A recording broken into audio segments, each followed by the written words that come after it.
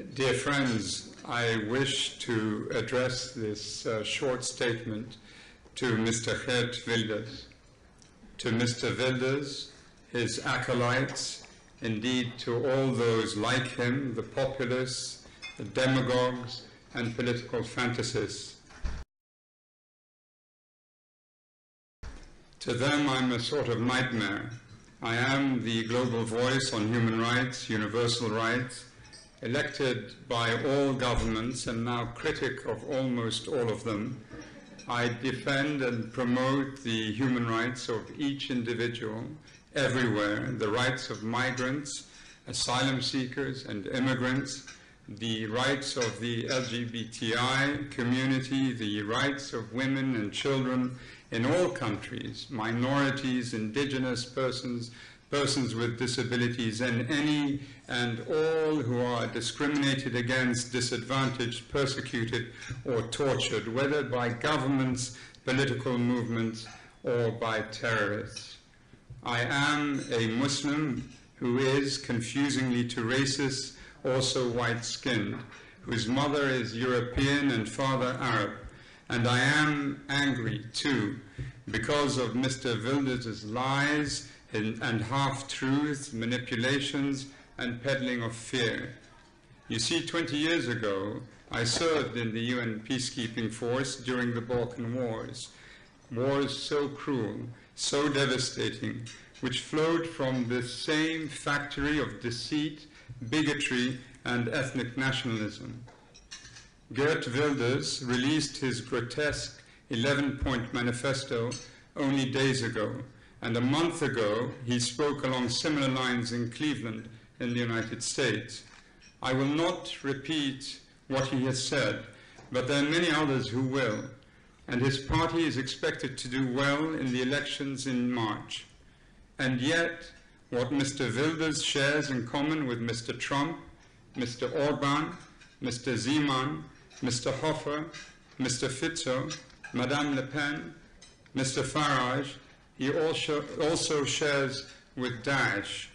All seek in varying degrees to recover a past, halcyon and so pure in form, where sunlit fields are settled by peoples united by ethnicity or religion, living peacefully in isolation, pilots of their fate, free of crime, foreign influence, and war. A past that most certainly, in reality, did not exist anywhere ever. Europe's past, as we all know, was for centuries anything but that.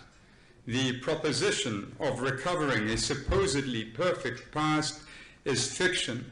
Its merchants are cheats, clever cheats. Populists use half-truths and oversimplification, the two scalpels of the arch-propagandist.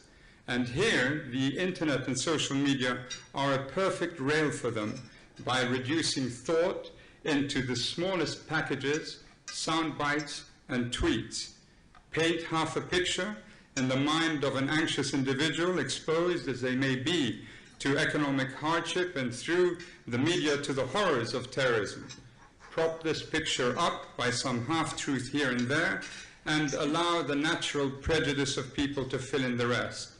Add drama, emphasizing it's all the fault of a clear-cut group, so the speakers lobbying this verbal artillery and their followers can now feel or can feel somehow blameless.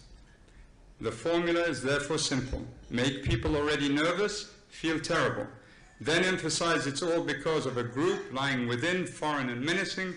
Then make your target audience feel good by offering what is a fantasy to them, but a horrendous injustice to others.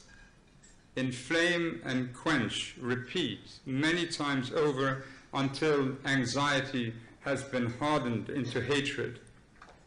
Make no mistake, I certainly do not equate the actions of nationalist demagogues with those of Daesh, which are monstrous, sickening, and Daesh must be brought to justice.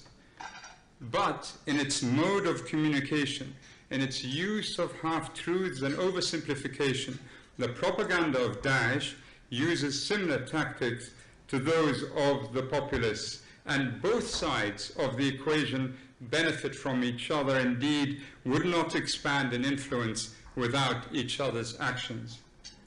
The humiliating racial and religious prejudice fanned by the likes of Mr. Wilders has become in some countries municipal or even national policy. We hear of accelerating discrimination in workplaces. Children are being shamed and shunned for their ethnic and religious origins. Whatever their passports, they are told they're not really European, not really French or British or Hungarian. Entire communities are being smeared with suspicion of collusion with terrorists. History has perhaps taught Mr. Wilders and his ilk how effectively xenophobia and bigotry can be weaponized. Communities will barricade themselves into fearful, hostile camps with populists like them and the extremists as the commandants. The atmosphere will become thick with hate. At this point, it can descend rapidly into colossal violence. We must pull back from this trajectory. My friends, are we doing enough to counter this cross-border bonding of demagogues?